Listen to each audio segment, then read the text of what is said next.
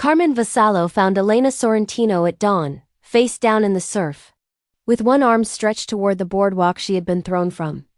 Fingers still curled around the silver cufflink she had ripped from his shirt the night before. For 3 seconds, the most feared man on the Atlantic seaboard did not breathe. He only stood above her, watching the tide drag salt water across her back. Her navy dress torn at the shoulder, her auburn hair matted with sand and something darker. Her wrists circled with bruises so deep they looked painted on. And blood crusted along her hairline, where someone had driven her skull against the wooden pilings. Then he saw the cufflink in her fist, one of his own silver cufflinks. The set engraved with the Vasallo crest was gripped so tightly in her right hand that the post had punctured her palm. Carmen pried her fingers open, and his heart stopped. The back plate of the cufflink had been pried open and resealed with adhesive inside the hollow casing. A microtransmitter no larger than a grain of rice was wired to a battery that was still warm. They had been tracking him. Behind him, boots hit sand. Nico DeMarco, his security chief, came running with 2 guards, shouting his name. But Carmen could not hear them. He was staring at the device in his palm, and remembering the night before, when Elena had reached across the dinner table in front of 180 donors, grabbed his wrist, and torn the cufflink off his shirt with a force that split the fabric. He had looked at her the way a man looks at someone who has just set fire to their own reputation. He had told her, cold enough for the nearest table to hear, "You are out of your depth, Miss Sorrentino. And you always have been." Now she was bleeding at his feet. And the thing she had been trying to pull him away from was beginning to look less like her delusion and more like his funeral. "Elena," he said, dropping to his knees beside her. She did not respond. Her lips had gone gray. Her eyelids were swollen. Her breathing was so shallow he had to press his ear to her chest to find it. Carmen Vasallo had watched men beg for their lives without changing expression. He had ordered punishments while eating breakfast. He had built an empire on the simple principle that fear, if applied with consistency, was cheaper than loyalty. But when he lifted her from the wet sand, something cracked through him so violently that Nico actually stepped backward. "Who did this?" He roared. The sound hit the boardwalk and came back empty. Then something fell from the soaked clutch purse still hooked over her shoulder. A sealed envelope, wrapped in a torn plastic bag, stained with blood and salt. Carmen saw his name on the front in her precise handwriting. "Not Vasallo, not boss Carmen." He opened it with one hand while holding her against his chest with the other. Most of the ink had bled, but one line survived clear enough to cut through bone. "I let him hate me tonight, because hate was the only thing he would believe fast enough to save him." Carmen read it once. Then again, and before the meaning finished landing, a second object slipped from the torn purse and landed on his knee. A cork. A wine cork stamped with the label of his private cognac reserve. The bottle he brought to every gala, the decanter that sat at his right hand like a scepter. The cork had been split lengthwise with a blade, inside the channel. A thin residue had dried to a dark brown film that did not smell like cognac. Carmen's rage went completely still. A transmitter in his cufflink, a tainted cork in his decanter. Elena left to die on a beach with both pieces of evidence clutched in her hands like a dying woman's testimony. This was not an accident. This was not a drunk secretary stumbling off a boardwalk after a party. And whatever Elena had been trying to stop, she had known enough to write him a goodbye before it happened. Then her eyes opened for half a second. "Carmen," she breathed. He bent close. "Who did this?" Her fingers tightened weakly around his shirt collar. "Don't trust," her voice fractured. "Don't trust the man who poured your drink." Her eyes closed again. Carmen froze, because the night before, when Elena had torn the cufflink from his wrist and knocked the cognac decanter off the table, the man who had been standing behind him, refilling his glass with steady, practiced hands, was Victor Albrecht, his operations director, his oldest friend. The only man in the room he had trusted to pour, 19 hours earlier. Inside the glass atrium of the Azure Palms Resort, Carmen Vasallo raised that same cognac glass while 180 people watched him the way crowds watch a lion that has been fed but not tamed. Carmen was not a king. He held no title that any court would recognize. But every dock supervisor, restaurant owner, warehouse foreman, and offshore accountant along 200 miles of Atlantic coastline knew his name. He controlled port access, bulk shipping contracts, commercial real estate, and men whose silence could be purchased for less than a funeral. He wore a charcoal suit with a silver tie, custom shoes, and the permanent expression of a man who had decided decades ago that surprise was a weakness he would not afford. Behind him, the ocean glittered through floor-to-ceiling glass. In front of him, guests smiled with the careful warmth that people give dangerous men when they need a favor and fear the asking.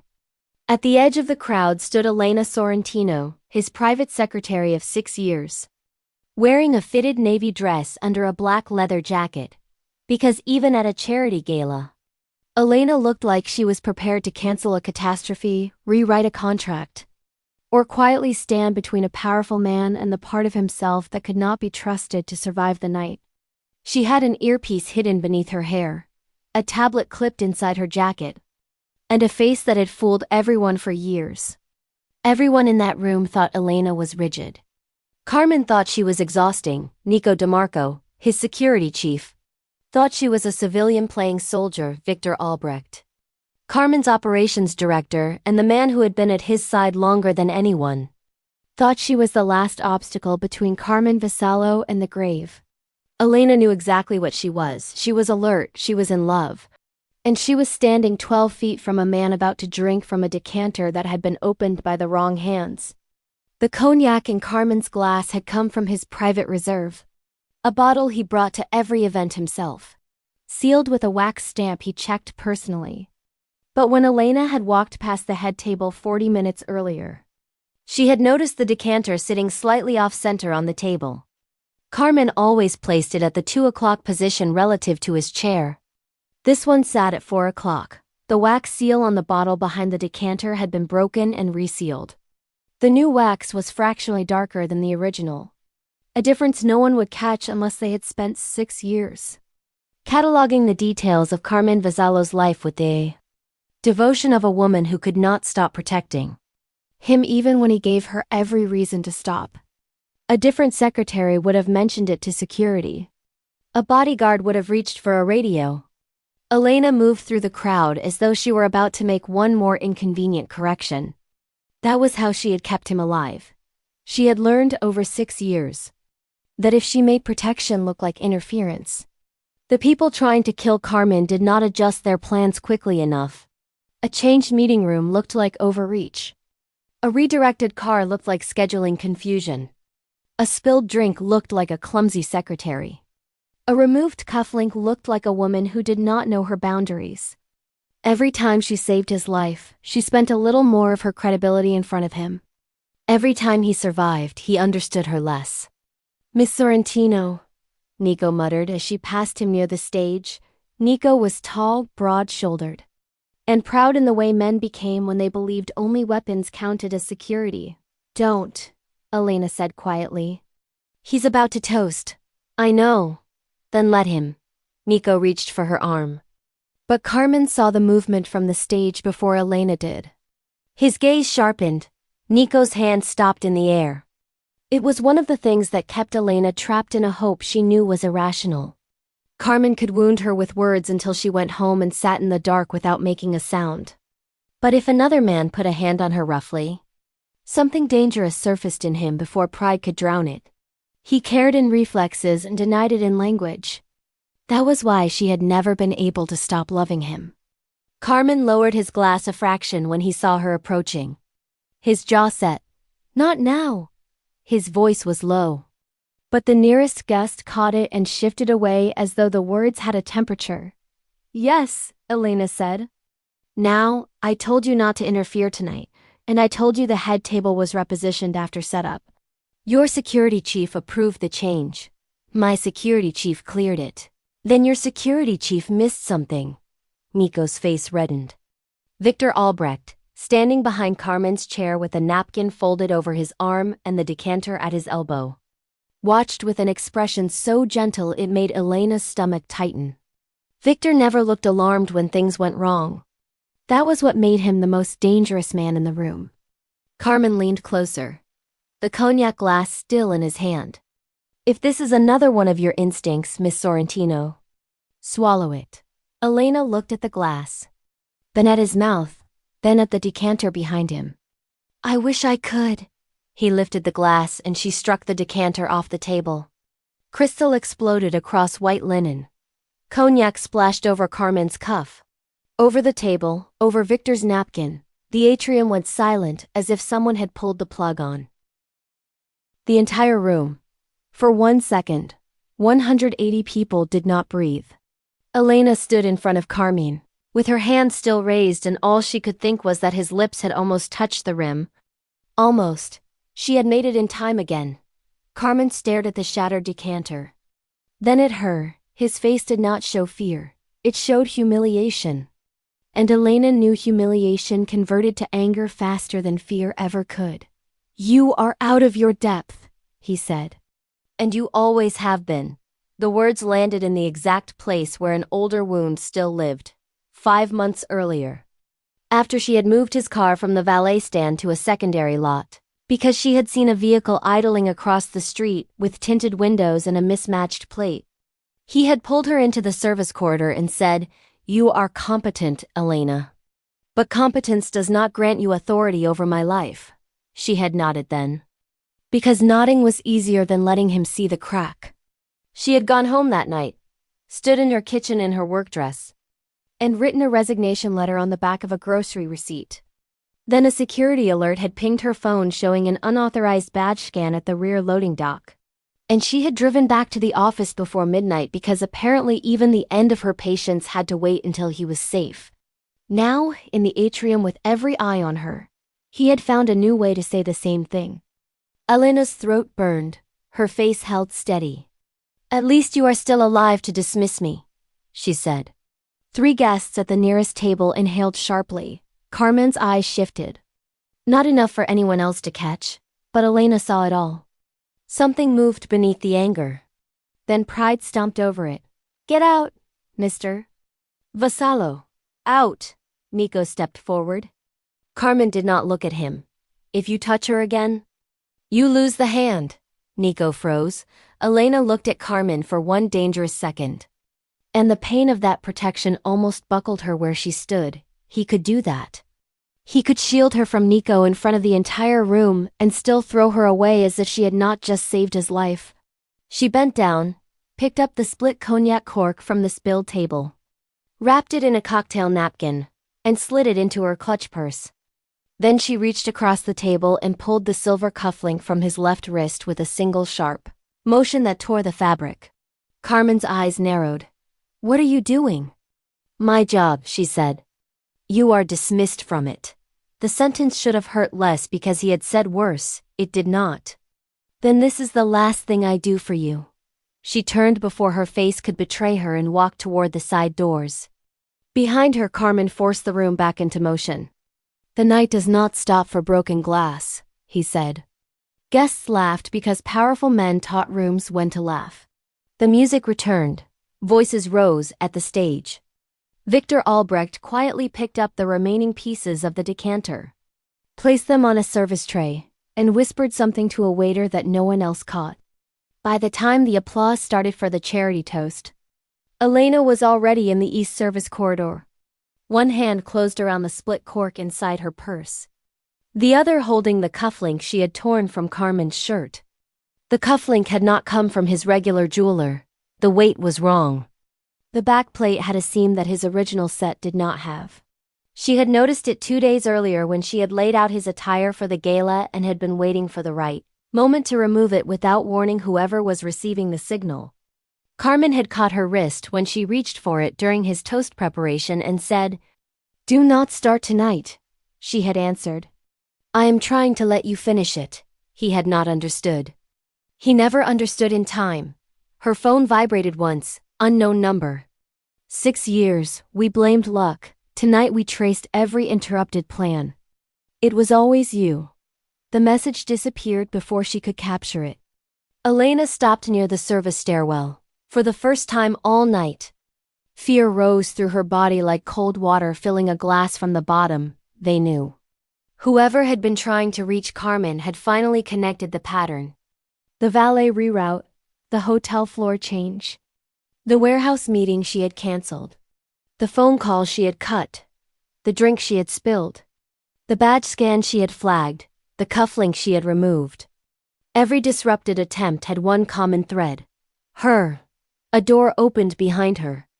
Two men in resort catering jackets stepped into the corridor. The stitching on their sleeves was navy blue. Hotel catering staff wore burgundy stitching, security staff wore black. Navy blue was not a color that belonged to any authorized department. One man smiled. Miss Sorrentino. Elena turned to run. But a third man emerged from the service stairwell. A hand clamped over her mouth. Another wrenched her arm behind her back so hard that white pain exploded from her shoulder to her fingertips. They dragged her through the service exit toward the boardwalk stairs where the music from the atrium covered, the sound of her shoes scraping concrete. The safe exit, one man said against her ear. The real one. Not the one you filed in the security plan. Elena bit his palm. He struck her across the face. She fell to her knees on the boardwalk, still gripping her purse. Do you know what he did after you left? The man asked. He kept the toast going. Did not even look for you. Blood filled her mouth. Good, she said. Good.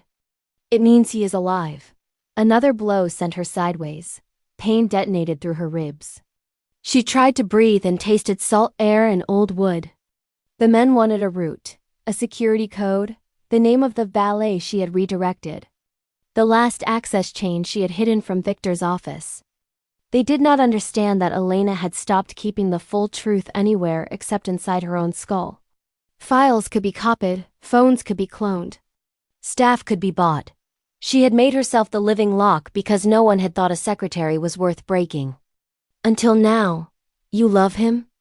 The man asked, watching her eyes drift toward the atrium lights, still glowing through the glass. Elena looked up through blood and tangled hair. That is not your weapon to use. He kicked her again. He hates you. She almost laughed. I know. That was the terrible part. She did know. She knew every impatient glare. Every cold correction. Every public dismissal. She also knew the umbrella he left on her desk the morning it rained and she had forgotten hers. She knew the medical bills he paid for a dock worker's wife and buried inside a supply budget so no one would trace the kindness. She knew he had walked out of a licensing meeting and killed the deal because a partner had called her the help in a tone that made the room go quiet. Then told his lawyers the numbers did not work. She knew the man beneath the boss. She had loved him in fragments because fragments were all he permitted the world to see. The man grabbed her chin. Last chance. No, she whispered. To reach him, you go through me. His face hardened. That was always the plan. They beat her until the music from the atrium blurred into the sound of waves. Then dragged her down the boardwalk stairs to the waterline and left her half in the surf. Arranged like a woman who had drunk too much and stumbled off the pier. Elena kept one hand above the waves, in it was the napkin-wrapped cork. In her purse was the torn cufflink and the resignation letter she had written months ago and never sent.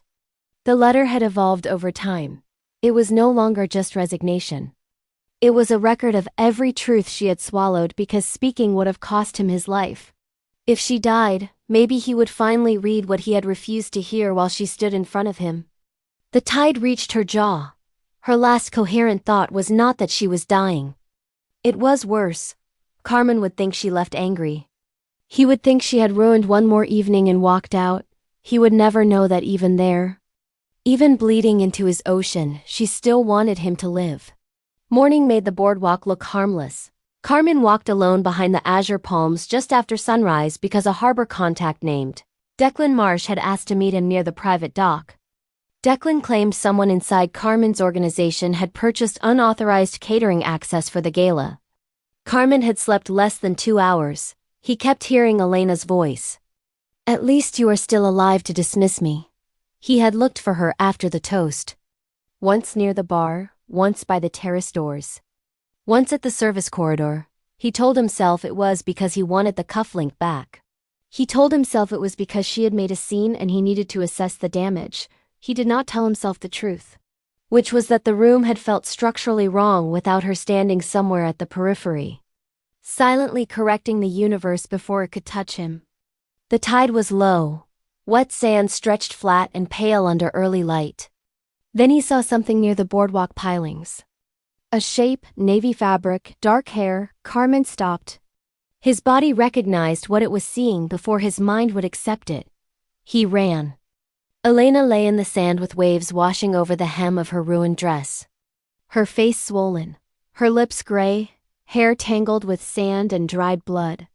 One wrist raw where someone had held or bound her. Her right hand was curled against her chest, locked around a silver cufflink. Carmen dropped to his knees so hard that sand sprayed across his trousers. He touched her throat, a pulse, faint. Too faint. Elena, open your eyes. She did not. He lifted her head onto his arm and saw the bruises along her jaw, the lump above her temple, the blood dried behind her ear. Rage arrived first because rage was familiar. Then her fingers twitched around the cufflink, and he noticed the napkin. He opened her clutch with shaking hands. Inside lay the split cognac cork, wrapped in a cocktail napkin. The inside of the cork had a dark residue that smelled bitter and chemical. Nothing like cognac. Carmen stared at it, and the architecture of his life. The structure he had trusted for 6 years, cracked down the center. He split the back plate of the cufflink with his thumbnail. A microtransmitter sat inside the casing, wired to a battery, a signal device. A beacon that had told someone exactly where he stood at midnight, while the room applauded and the music hid the sound of death. Then he found the letter. It was folded tight inside a torn waterproof sleeve. Blood and seawater had destroyed most of the text, but the line near the bottom survived. I let him hate me tonight because hate was the only thing he would believe fast enough to save him. Carmen made a sound that did not belong to a boss. It was grief arriving before pride could shut the door.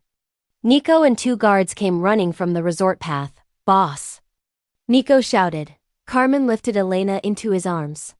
She weighed nothing. That terrified him more than the blood. Ambulance, Carmen said. Nico stared at her. Now, Carmen roared. Nico ran. Carmen looked down at Elena's face. At the woman he had thrown out of the room. The woman who had walked away holding evidence of his assassination and the broken remains of her own heart. You do not get to die after making me see, he whispered. Do you hear me? Not like this. Her lashes trembled once, maybe from the wind. Maybe from his voice. Stay, he said, and realized with a sick lurch in his chest that it was the first time he had ever said that word to her without meaning a deadline. The ambulance came fast because fear still obeyed Carmen Vasallo. He rode with Elena to St. Cecilia Medical Center, one hand wrapped around hers, the other holding the split cork, the transmitter cufflink, and the wet resignation letter like evidence in a trial against his own blindness. Dr. Nadia Feroci, the attending trauma physician, took one look at Carmen and said, If you stand in my way, she loses minutes. That was the only sentence in the city strong enough to move him. The trauma doors closed. Carmen stood in the hospital corridor with sand on his suit and Elena's blood drying on his cuff. Nico stood 10 feet away, white-faced and silent. Polly Reston, Carmen's driver, arrived still wearing last night's wrinkled shirt. What happened? Polly asked. Carmen unfolded the letter. The top read, My resignation. Below, eaten by water stains, were sentences that turned memories into weapons. I am sorry for moving your car from the valet stand. I am sorry for changing your hotel floor. I am sorry for cutting the call from Senator Whitlock. I am sorry for canceling the warehouse meeting. I am sorry for spilling your cognac at the gala. I am sorry for taking the cufflink from your wrist tonight. I am sorry for making you hate me before I had enough proof to make you believe me. Carmen read each apology and remembered the fury he had attached to every one. The valet reroute she had made without explaining. He had docked her pay. 3 hours later, Nico found a jammer device under the dashboard of the original valet spot. Carmen had called it a coincidence. The hotel floor she had switched after his team cleared the original room. He had told her paranoia was not a qualification that night. The original floor's camera feed had been accessed from an external server. He had called it caution, the warehouse meeting she had cancelled. He had called her insufferable in front of Polly and told him to ignore her. Polly looked at him now, face tight with shame. "Boss," Polly said. "The warehouse meeting. I should have told you years ago." Carmen turned slowly. "Told me what?" "You told me to keep the original schedule. I followed her message instead." Carmen's eyes hardened. "You disobeyed me." "Yes." Polly held his ground. "Because she sent the new time with one word. Please." "She never said please. I figured if Miss Sorrentino used that word, something was wrong." Carmen felt that sentence tear something open inside him. Elena never said please. She had learned that asking made her easier to dismiss. "What was at the original warehouse?" he asked. A panel truck backed up to the loading door. "It had been there since noon. When we didn't show, it left." Nico's team found shell casings in the lot the next morning. "I told myself it was unrelated because that was easier than admitting she saved us, and I stayed quiet." Carmen looked at Nico. "How many times did she change routes?" Nico swallowed. "More than I counted. And you never asked why." "I thought she was undermining my authority." Carmen's voice went cold. "No, she was doing your job while your pride made you blind to the threat, Doctor." Pharos emerged after 50 minutes. "She is alive," she said. The word struck Carmen harder than any bullet he had ever dodged. "Concussion. 2 fractured ribs, a dislocated shoulder. We have reset. Ligature bruising around both wrists, and aspirated salt water. But not enough to indicate drowning as the primary event. She was beaten before she reached the water. Someone placed her there after. Staged accident," Carmen said. "Yes." Dr. Farrow studied his face. "She woke briefly before sedation. She asked if you drank the cognac." Carmen closed his eyes. Then she said, "Don't trust the man who poured." "Does that mean something to you?" It meant the whole room. It meant Victor standing behind his chair with the decanter. It meant Victor's calm hands. It meant every man at the head table who had watched Elena get thrown out and said nothing. Carmen went into her room alone. Machines hummed softly around her. Her bruises looked worse under hospital light. Her scraped hands lay outside the blanket. Those hands had built his days. Organized his files, flagged his contracts. Redirected his enemies, straightened his tie. Pulled death away from his mouth. He sat beside her and remembered the morning she had fallen asleep over a port logistics report. He had stood in the doorway watching her cheek pressed to her folded arm. Her hair loose from its clip, she looked younger asleep, less armored. He had taken off his jacket and draped it over her shoulders the next morning. She returned it pressed and folded without a word. He had said, "Do not make sleeping in my office a habit," she had said. "Do not make running port logistics until 3 a.m. A habit." He had almost smiled, then he had buried it. Because smiling at Elena felt like conceding ground he had not agreed to lose. Now he touched her hand with the careful terror of a man who had understood too late what her silence had cost. "I thought you were fighting me," he said. "Maybe I needed to think that. Because the other answer meant I could not survive without you." Her eyelids moved. He leaned forward. "Elena." Her eyes opened a slit. Pain swam in them. "You didn't drink?" "No." Her breath shuddered. "Good. Who did this?" "They know." "Know what?"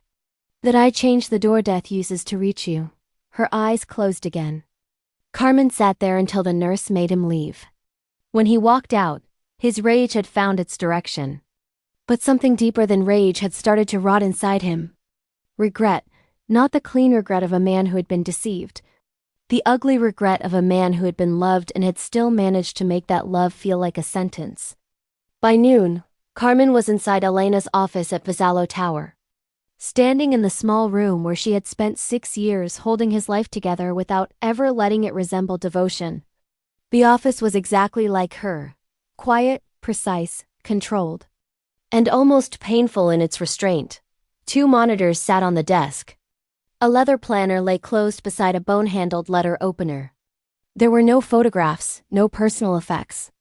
No soft evidence that an Elena Sorrentino existed outside schedules, threats, and the needs of a man who had never learned how to ask for care without converting it into a command.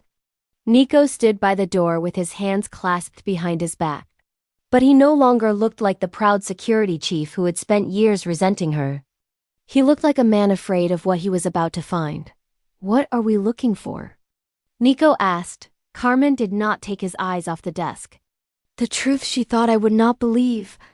He opened the first drawers. Contracts, staff rosters, legal briefs, meeting approvals, port schedules. Everything was immaculate. Of course it was. That had always been the reason he could not replace her. Elena never failed where a job description could measure her. She never lost a file, missed a deadline, mishandled funds, leaked a name, forgot a guest, confused a location. Her professional work was flawless. Her mistakes only happened around him. His car, his drink, his cufflink, his hotel room, his route, his phone, his body, his survival. Carmen found the bottom drawer locked with a brass padlock instead of the building's electronic system. Elena never used analog security unless she wanted something outside his network. He took the bone-handled letter opener, forced the lock, and broke it. The drawer slid open.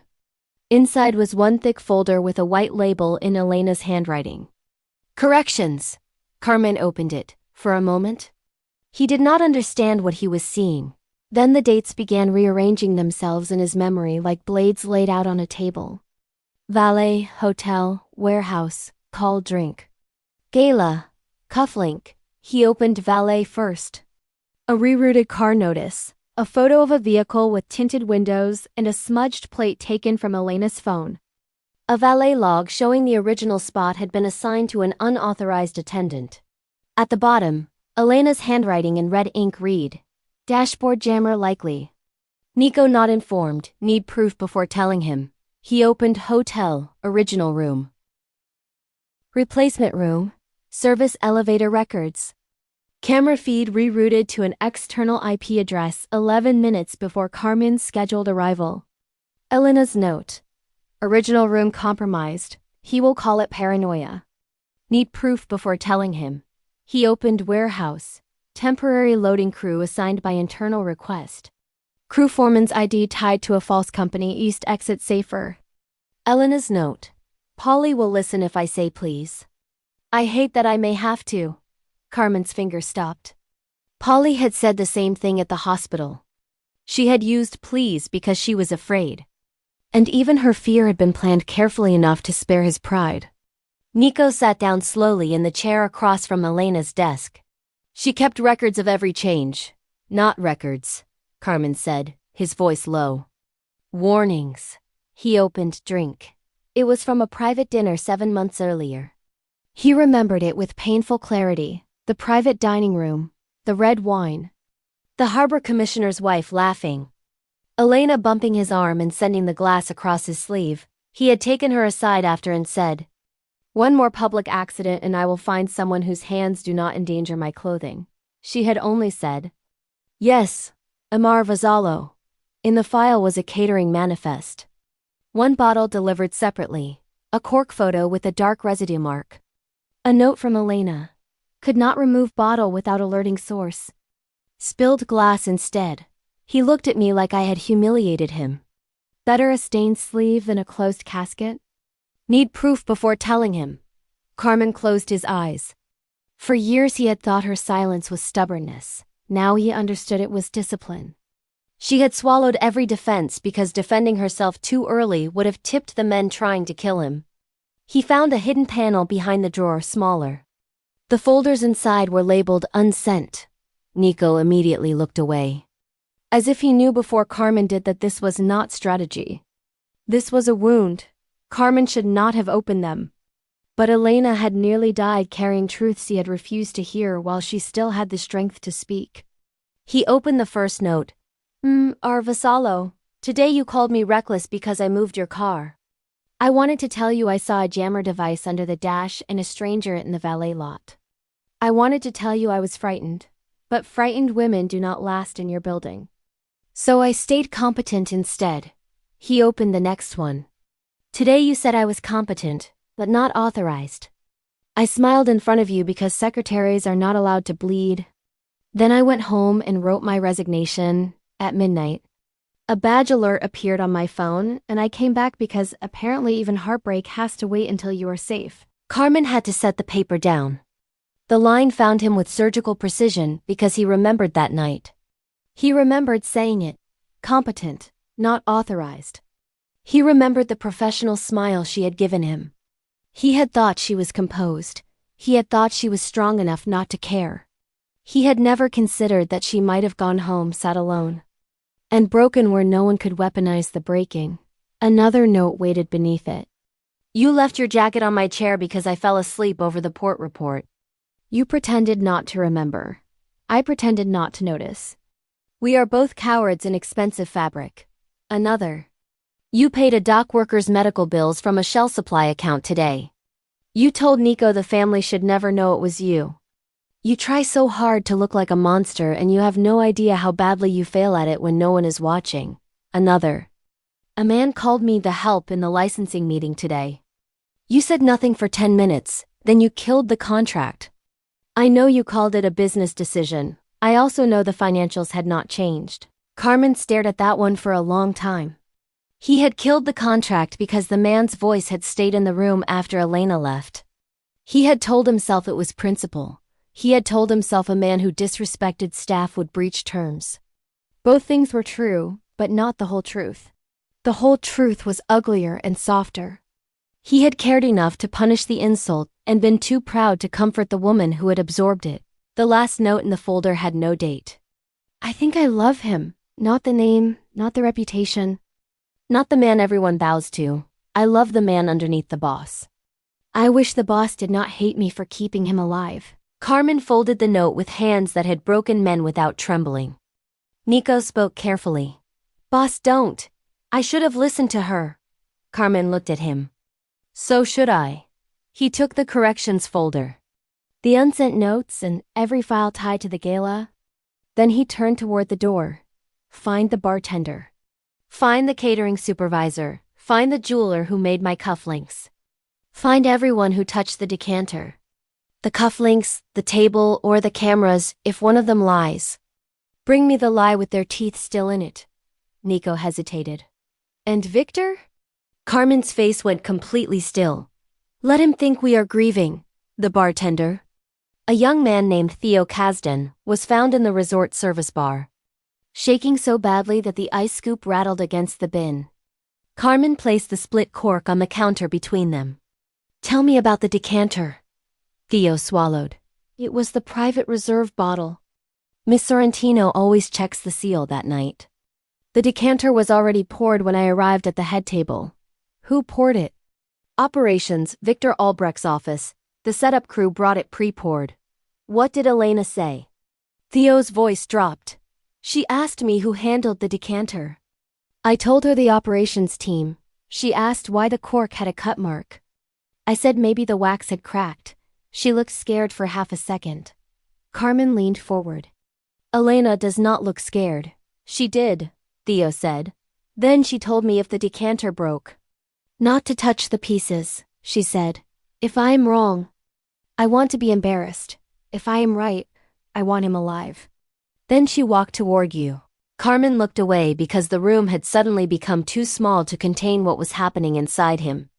The catering supervisor, a woman in her 50s named Grace Halloran, came next. She was composed, silver-haired, and exhausted in the way women became after years of watching powerful men ask them to dress ugly truths in clean language.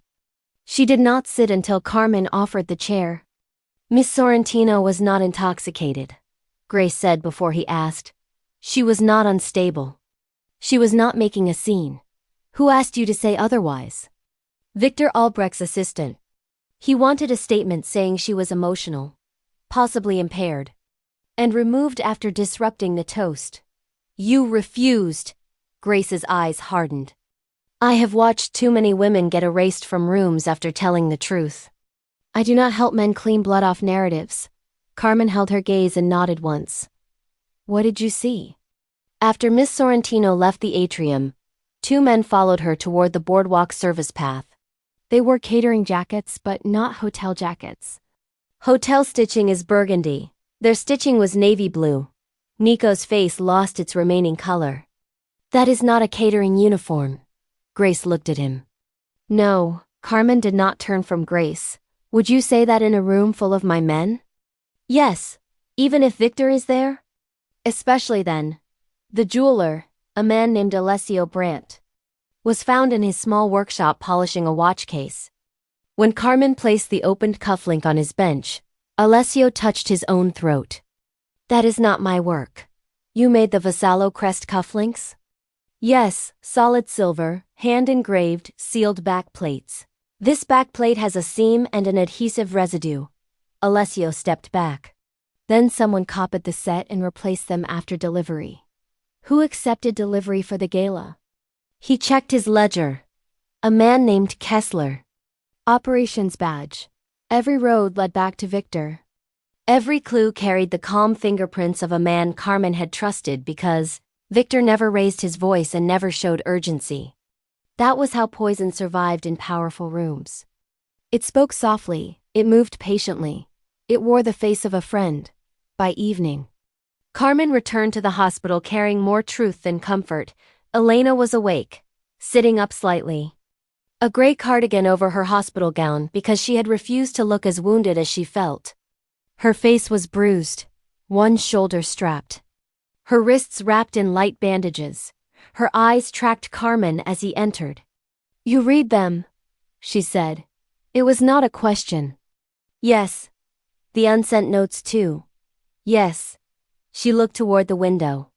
The sun was setting behind the parking structure, turning the glass amber. Those were not evidence. No, Carmen said. They were what I should have noticed without needing evidence. She laughed once. Short and tired. Do not become gentle because you feel guilty. I do not know what to do with kindness when it arrives after damage. Then tell me what to do. That is your problem, Carmen. You always think love is something you can manage if someone hands you the instructions. He took it because it was earned. Why did you stay? Her fingers tightened on the blanket. At first, because if you died. Worse men would own this coast, Victor. Victor and every man like him. She paused. And later, she looked at him then. And for the first time in 6 years she let him see the cost of the answer. Later because I saw the part of you they had not killed yet. Carmen sat down slowly. You loved me. Elena's mouth trembled once. I loved the man who paid a stranger's medical bills and hid the receipt. I loved the man who killed a contract because a partner insulted me and called it math. I loved the man who draped his jacket over my shoulders and insulted me in the morning. Because kindness felt like a concession he could not afford. Her eyes filled, but she did not look away. I loved you in pieces because that was all you let anyone see. Elena. No.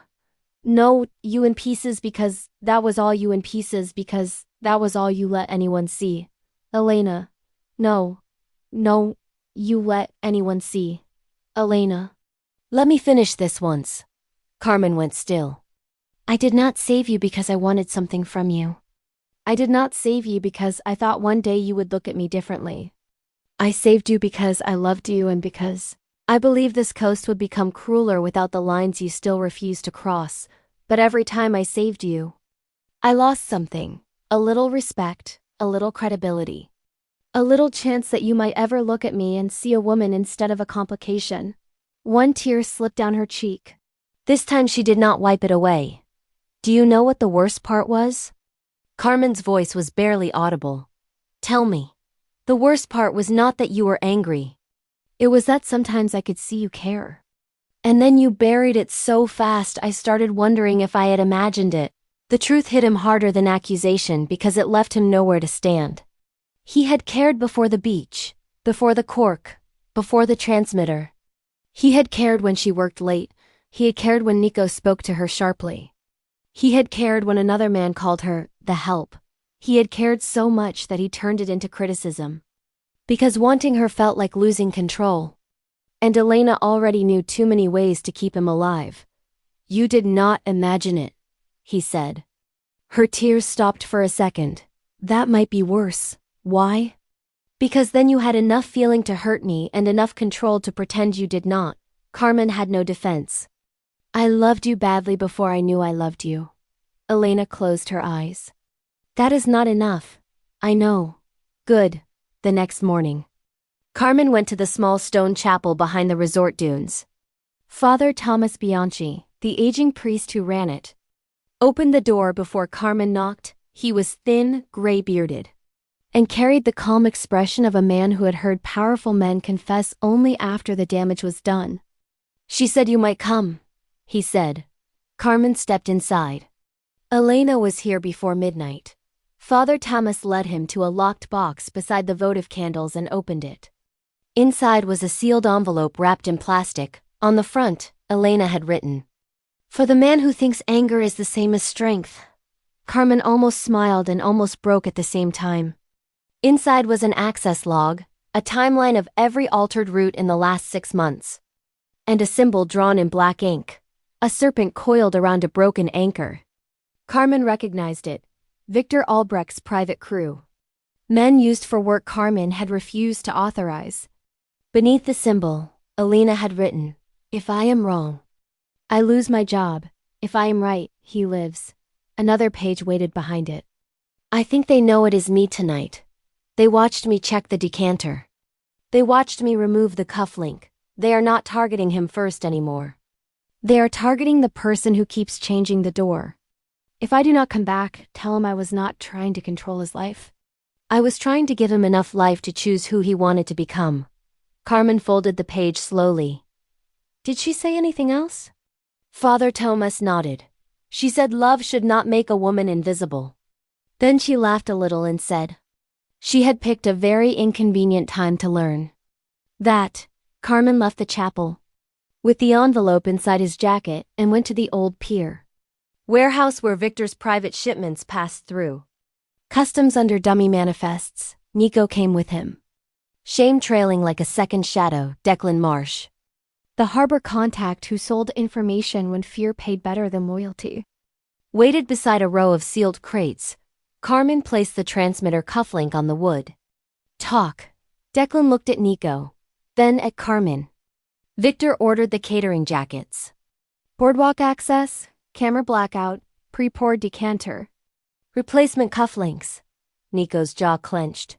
"Using whose clearance?" Declan looked sick. "Yours." Nico stepped forward. "No, your nephew's gambling debt did," Declan said. The warehouse went silent. Carmen turned to Nico. "Explain." Nico's face emptied of pride. "Victor found out my nephew owed money to a bookie in Atlantic City. He said if I gave him one open clearance code, he would settle it. I thought he was moving cash through the resort. I did not know he was planning a killing." "You thought," Carmen said. Nico lowered his head. "I thought Elena was making me look incompetent. Every time she changed a security detail, I saw insult, not warning. I let my pride make me blind." Carmen wanted to break his jaw. The old Carmen would have done it. The man Elena had been trying to keep alive stopped him. "You will confess publicly." "Yes." "You will protect her until this ends." "Yes. And if one more man touches her because you were too proud to listen." "I will not kill you in anger. I will dismantle you so methodically that your nephew learns your shame before he learns your name." Nico nodded. "I deserve that." "No," Carmen said. "She deserved better." "That is the point." Victor made his move before sunset. A message went to Carmen's inner circle. Port partners, gala donors, resort investors.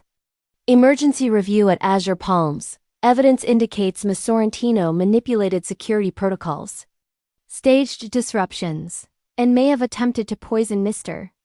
Vassallo before blaming loyal staff. Attendance required. Carmen read it in Elena's hospital room. She was sitting in a chair now, gray cardigan over her bandages. "He is going to call me unstable," she said. "Obsessed, controlling. In love with you and angry you did not love me back." Carmen's face hardened. He will not say that in front of me. He will, she said. Because parts of it are true enough to make the lie sound clean. You are not going. She looked at him. You still think protection means deciding where I stand? He stopped. The old Carmen would have argued. He would have called it strategy. He would have turned her safety into another room she was locked inside. Do you want to go? He asked. Surprise crossed her face. Yes. Then we go slowly. That was the first apology she almost accepted. The azure palms atrium looked different in daylight, without the ocean glitter and the chandelier glow. The glass walls showed a sea that was too honest. The linen had been replaced. But Carmen still saw the place where the decanter had shattered. Victor Albrecht stood on the stage, silver-haired, composed, expensive. Performing concern for men who preferred their lies well-tailored. We are here, Victor said, because loyalty must survive uncomfortable truth. For years, Miss Sorrentino altered him, Vassallo's roots, handled his drinks, cancelled his meetings, and isolated him from proper security last night.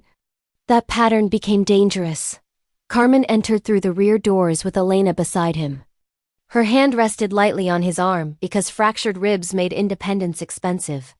Every head turned. Victor paused only half a second. Carmen saw it. You should be resting. Miss Sorrentino, Victor said. Elena answered before Carmen could. You should be running. A murmur moved through the room. Victor smiled. You see drama. Carmen walked to the stage and opened a black case. No, I see timing. He placed the tainted cork on the table. Pre-poured decanter, operations order. Theo stepped forward from the side. I saw it. He placed the transmitter cufflink beside it. Replaced cufflink. Hidden tracking device. Alessio Brandt lifted his chin from the aisle. Not my work, Grace Halloran's statement followed. Fake catering jackets, navy blue stitching, camera blackout. Boardwalk access. Grace spoke from the side. I saw them follow her. Victor laughed softly. A group of frightened staff trying to please you. Carmen lifted the corrections folder. And 6 years of records kept by the woman you were trying to erase. He opened the file. Valet reroute, dashboard jammer. Hotel floor, camera hack, warehouse meeting. Armed ambush, private dinner, tainted bottle, gala toast. Poison decanter. Every time I survived, Elena Sorrentino had made what I called a mistake. He looked at the room. At every man who had watched her get dismissed and said nothing. At every man who had smirked when Carmen scolded her. At every man who thought a woman's silence meant she had no defense. Every man in this room watched her mistakes because I allowed them to. The truth is, every mistake she made was a warning I was too proud to read. Victor's smile thinned. She kept secret files on you. That is not loyalty. That is obsession. Obsession wants ownership, Carmen said. She wanted proof. Nico stepped forward. His voice shook, but he spoke. Victor used my clearance code after blackmailing me over my nephew's debt. I gave him access. I did not know his plan. My pride helped him. Miss Sorrentino kept closing doors I opened. Victor snapped. Weak man. Yes, Nico said, but not weak enough to keep lying for you. Carmen held up the chapel envelope with the serpent and broken anchor symbol. Your private crew. Victor's face finally fractured. She planted that. Elena stepped away from Carmen. Pain crossed her face. But she stood on her own. This had to be hers. I planted nothing, she said. You did what men like you always do. You mistook silence for emptiness. You thought because I did not defend myself. I had no defense. Victor's eyes narrowed. You loved him, that is all this was. A secretary dreaming above her station.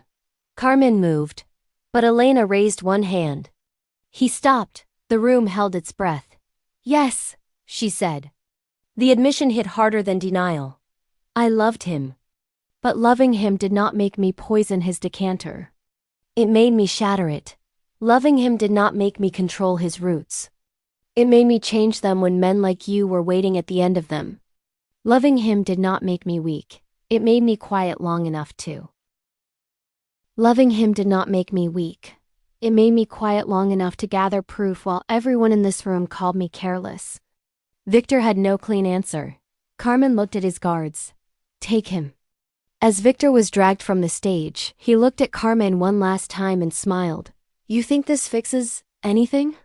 She will never know if you love her or if you just owe her. The words landed exactly where they were aimed. Carmen saw Elena hear them. Her face stayed still. But now he knew that stillness did not mean nothing. After Victor was taken, Carmen turned back to the room.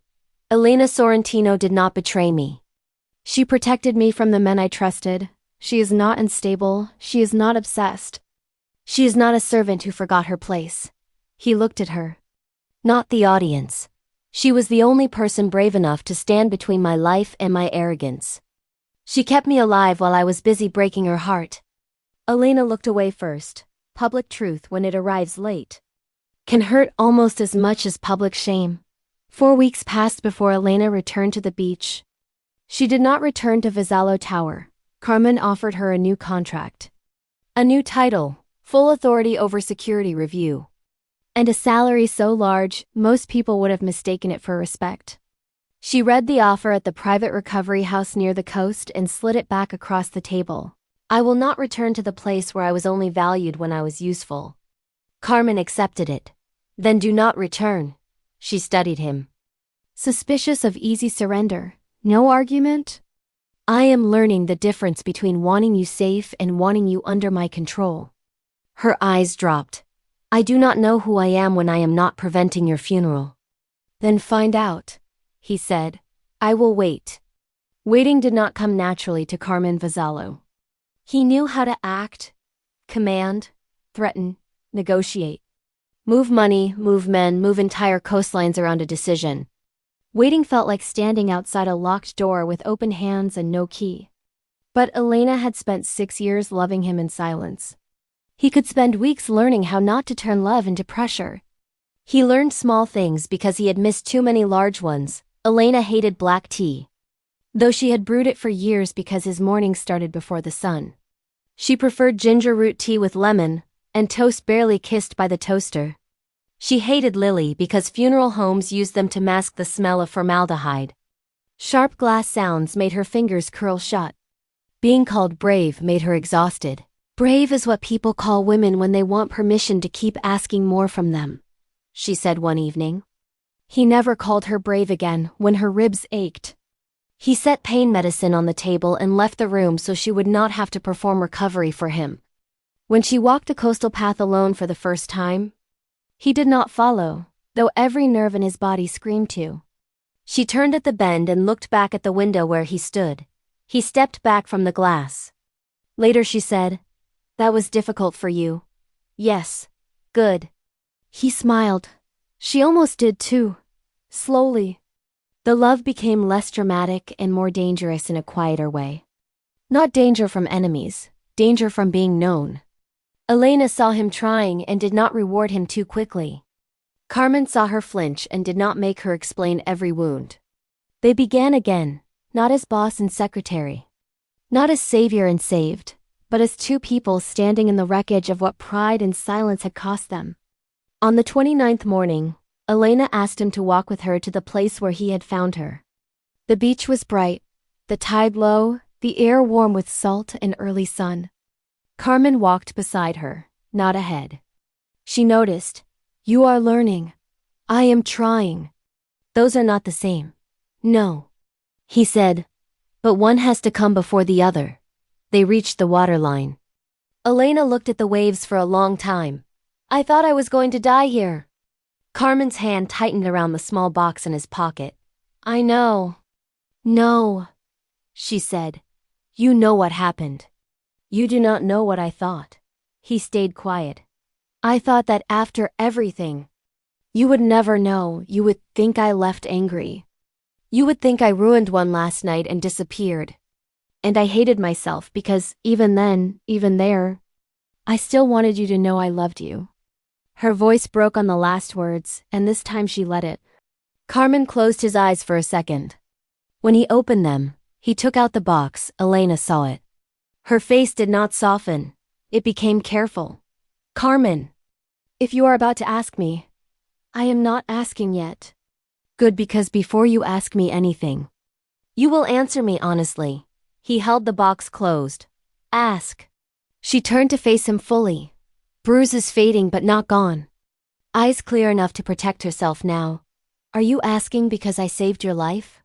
no, because you feel guilty for every time you hurt me. I will feel guilty for that whether you forgive me or not. But guilt is not love. Because you found out I loved you before you deserved it? No, your love does not make me entitled to you because marrying me makes the story look clean after what Victor said. Carmen's answer came harder. No. I do not want a clean story. I want a truthful life. Her eyes searched his face. Then why? Carmen opened the box, but he did not kneel yet. He wanted his words to stand before the ring did. Because before I knew the truth, I was already looking for you in every room I entered, because when you left a meeting, I noticed the silence more than the men still talking. Because I hated your corrections and still trusted the day less when you were not there. Because I killed a man's contract for calling you the help. Because I killed a me with the help. Then spent the night furious that I cared enough to do it. Because I draped my jacket over your shoulders and pretended I had not. Because wanting you to be warm felt more dangerous to me than any enemy. Elena's eyes filled. Carmen stepped closer. Not enough to crowd her, only enough to stop hiding. Because when I thought I was losing you, I was not afraid of dying anymore. I was afraid of living in a world where no one knew me the way you did. You were not my shield, Elena. You were not my secretary, not in the ways that mattered. You were the only person who saw the man I kept buried under the boss. And you protected him even when the boss punished you for it. That sounds like gratitude, she whispered. Gratitude is what I owe you. He said, love is what I choose when the debt can never be repaid. Her tears finally fell. She did not wipe them. Carmen lowered to one knee in the sand. No atrium, no guests, no applause, no music. Just the sea, the sun, and the woman who had made him hate her because she loved him too much to let him die. I am not asking you to marry me because you saved my life, he said. I am asking because I want to spend mine learning how to love you without making you pay for it. Elena looked down at him. If I say yes, I will not be your secretary wearing a ring. Then resign. She blinked. He had surprised her. Not from my life, he said. From the place where I made you stand behind me. If you marry me, you stand beside me. If you never marry me, you still never stand behind me again. And if you say no, I will still protect your name. I will still listen when you speak. I will still clear every room where they made you feel small. Your answer does not cancel what I owe, and it does not change what I feel. She looked out at the ocean for one terrible second. Carmen thought she would walk away. He would have let her. That was how he knew his answer had been true. Love that could not survive her no was only another form of control. Then she looked back at him. I let you hate me because it kept you alive. His voice broke. I know. Do not ever make me prove my love by bleeding for you again. Never. She held out her hand. Then ask me. Carmen took the ring from the box. Elena Sorrentino, will you marry me? Not as the woman who saved my life, not as the woman I owe. Not as the secretary I finally understood, but as the woman I love and want beside me. She let him slide the ring onto her finger. Yes, she said, but if you ever call my care overreach again, I will throw more than a decanter. Carmen laughed, unsteady. Like the sound had to fight its way through years of armor. He stood and touched her face with the careful hand of a man who had finally learned that protection was not the same as possession. They walked back along the beach as the sun rose higher over azure palms. Carmen did not walk ahead like a boss. Elena did not walk behind like a secretary. Their footprints moved side by side through the sand, close enough for the tide to reach both at once for 6 years. She had protected his life in silence that morning. He finally stopped asking her to save him and asked her to share the life she had kept alive.